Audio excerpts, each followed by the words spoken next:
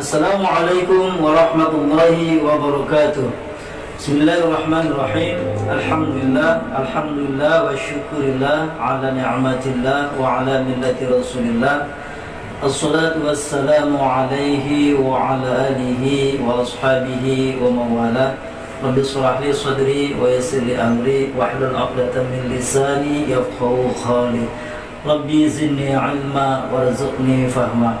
Allahumma inna nas'aluka 'ilman nafi'a wa na'udzu bika min 'ilmin la yanfa'.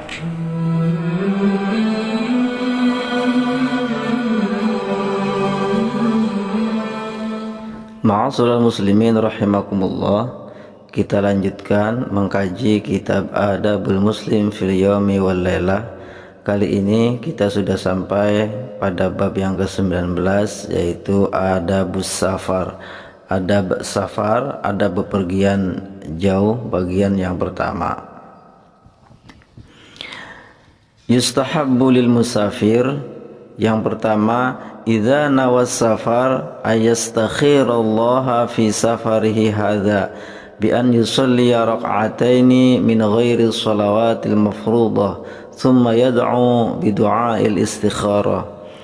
Yang pertama, disunnahkan bagi orang yang berniat untuk melakukan perjalanan jauh atau safar beristikharah terlebih dahulu kepada Allah Subhanahu wa taala mengenai rencana safarnya itu dengan sholat 2 rakaat di luar sholat wajib, lalu berdoa dengan doa istikharah. Ma'asyiral muslimin, adab yang pertama ini menjelaskan kepada kita bahwa ketika kita berniat untuk bersafar, maka hendaknya kita memohon kepada Allah Subhanahu wa taala dengan beristikharah, salat 2 rakaat di luar salat fardu, kemudian berdoa dengan doa istikharah. Kemudian yang kedua, an yatuba ilallah min kulli ma'siyatin amilaha wa yastaghfirullah min kulli dhanbin iqtarafahu fa innahu la yadri madza wara'a safarihi. Yang kedua, hendaknya bertobat kepada Allah Subhanahu wa taala dari segala kemaksiatan yang pernah dilakukan dan memohon ampun kepadanya dari segala dosa yang telah diperbuatnya, sebab ia tidak tahu apa yang akan terjadi di balik kepergiannya atau di balik safarnya itu.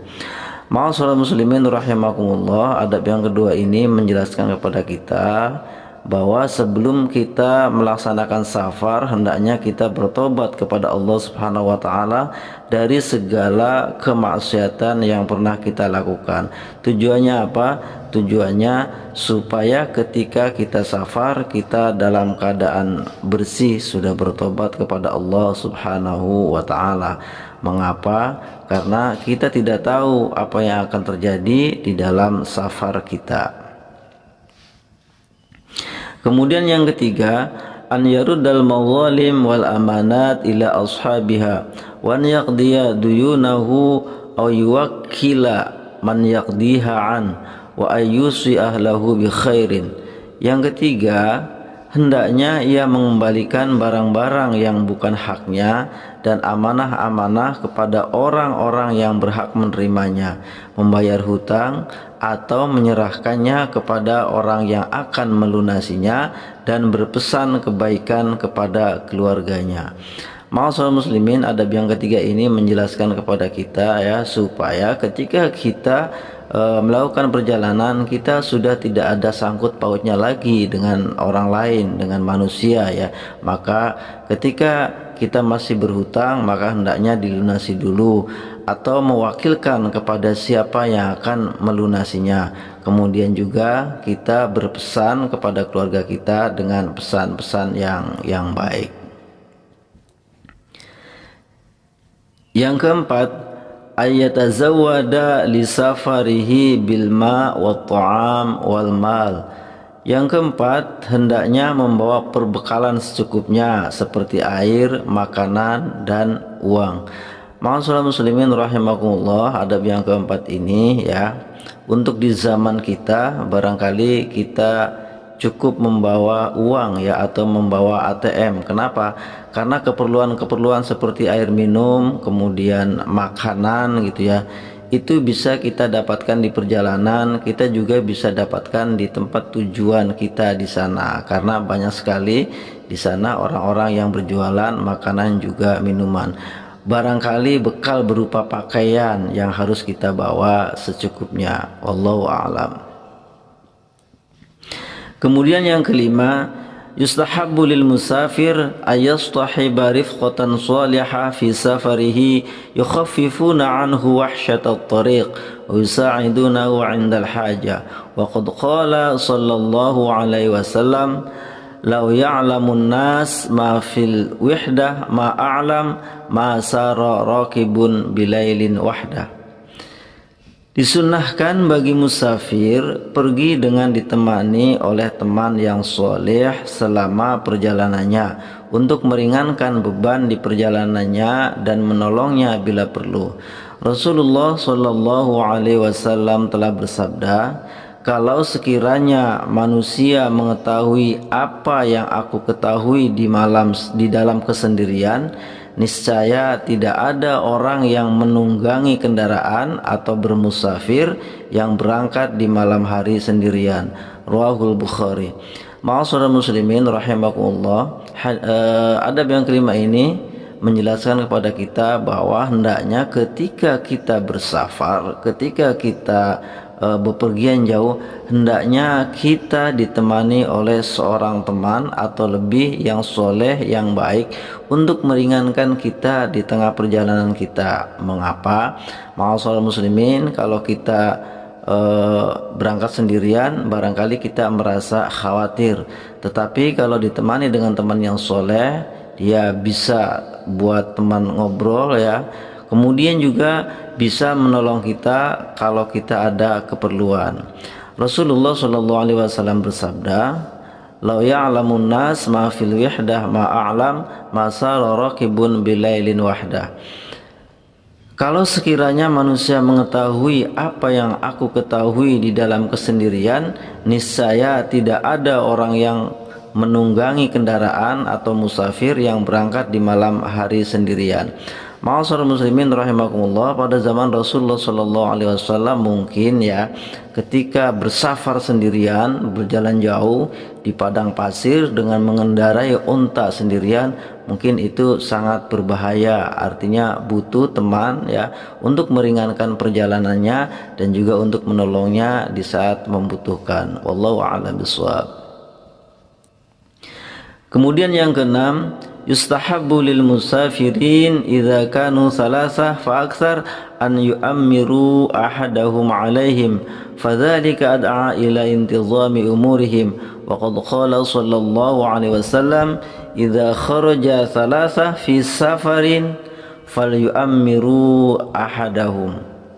Yang keenam, disunnahkan bagi para musafir apabila jumlah mereka lebih dari 3 orang, hendaknya mengangkat salah satu dari mereka sebagai pemimpin atau amir, karena hal tersebut dapat mempermudah pengaturan urusan mereka. Rasulullah Shallallahu Alaihi Wasallam bersabda, apabila 3 orang keluar untuk safar, maka hendaklah mereka mengangkat seorang amir dari mereka. Hadis riwayat Abu Dawud.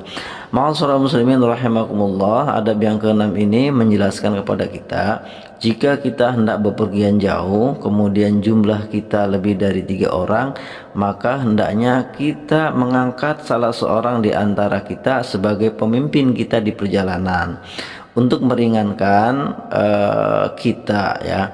Jadi misalnya dia yang memutuskan di mana kita beristirahat untuk sholat misalnya, di mana juga dia memutuskan kita untuk beristirahat, makan malam, makan siang dan lain sebagainya. Jadi satu orang yang memimpin kita untuk mempermudah perjalanan kita. Kemudian yang ketujuh, istahabbus safar awwalun nahar wa awwalul lail liqaulihi sallallahu alaihi wasallam, Allahumma barik li ummati fi bukuriha, wa qala alaikum bid-daljah fa innal arda tutwa bil lail wal daljah awwalul lail wa qila al-lailu kullah. Disunnahkan berangkat safar pada pagi hari dan sore hari karena Rasulullah Shallallahu Alaihi Wasallam bersabda, ya Allah, berkahilah bagi umatku di dalam kediniannya. Dan juga Rasulullah bersabda, hendaknya kalian memanfaatkan waktu senja karena bumi dilipat di malam hari.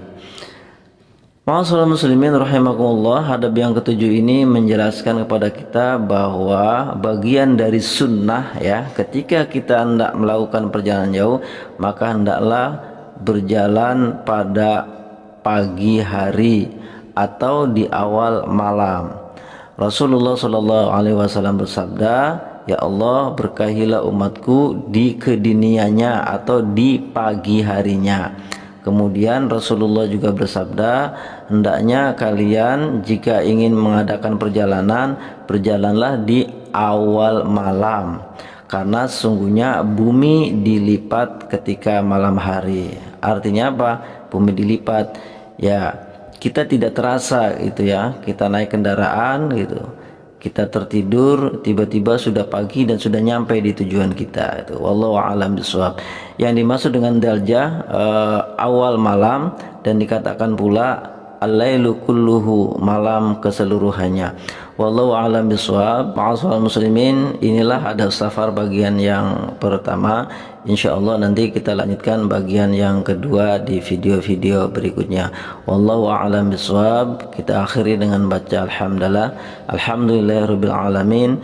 Doa kafaratul majlis. Subhanakallahumma wa bihamdika asyhadu an la ilaha illa anta astaghfiruka wa atubu ilaik. Al-'afu minkum. Wassalamu alaikum warahmatullahi wabarakatuh.